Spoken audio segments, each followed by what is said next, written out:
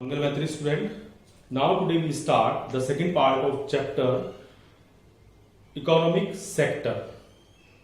In this part we understand that GDP, unemployment and Manrega. First we take the Manrega. Manrega stand Mahatma Gandhi National Rural Employment Guarantee Act. The act passed in 2005 by the central government. According to this act, the central government provide work to the labor for 100 days. इस कानून के अनुसार केंद्र सरकार राज्य सरकारों से मिलकर गरीब लोगों को, मजदूरों को 100 दिन का रोजगार देगी और उसके बदले में उनको नगद पैसा दिया जाएगा. If the government not provide the work, then provide unemployment announces. यदि सरकार रोजगार ना दे पाई तो इन लोगों को एक भत्ता मिलेगा जिसको कहा गया बेरोजगारी भत्ता. अब ये काम क्या क्या कराए जाएंगे? इनसे काम कराए जाएंगे सड़कों का निर्माण, गांव में तालाबों की खुदाई, पुलों का निर्माण, साफ सफाई के काम, ये इस तरीके के कार्य कराए जाएंगे. आज भारत के लगभग 715 जिलों में मनरेगा के द्वारा काम दिया जा रहा है.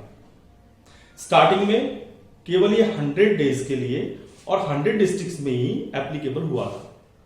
अब बात करते हैं now unemployment.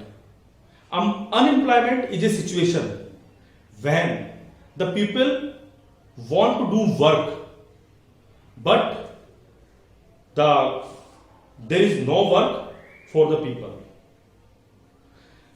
It's a different types. The most probably it's a disguised unemployment, जिसको हिंदी में कहते हैं छिपी हुई बेरोजगारी. ये बेरोजगारी एग्रीकल्चर सेक्टर में देखने को मिलती है.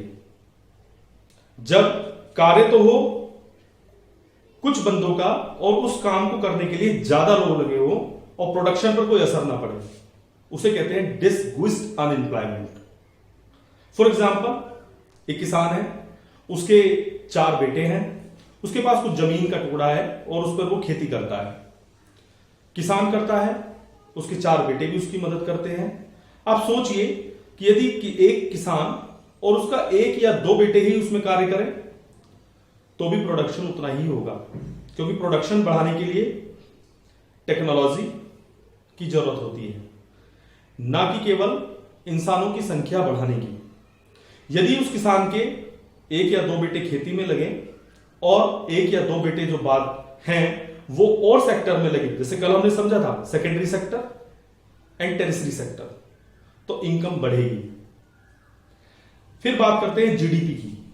जीडीपी ग्रॉस डोमेस्टिक प्रोडक्शन, और ये किसी भी देश का सकल घरेलू उत्पाद कितना प्रोडक्शन एक साल में हुआ उसको बताता है. यह प्रोडक्शन तीनों सेक्टर से आता है, प्राइमरी, सेकेंडरी एंड टेरिसरी. इन तीनों सेक्टर से जितना प्रोडक्शन हुआ एक साल के अंदर उसको काउंट किया जाता है और वही कहलाता है जीडीपी. किसी भी देश का विकास कितनी तेजी से हो रहा है, वो देश कितनी तेजी से बढ़ रहा है, डेवलप्ड है या अंडर डेवलप है या डेवलपिंग है, it's totally depend on GDP. Thank you very much. Have a nice day.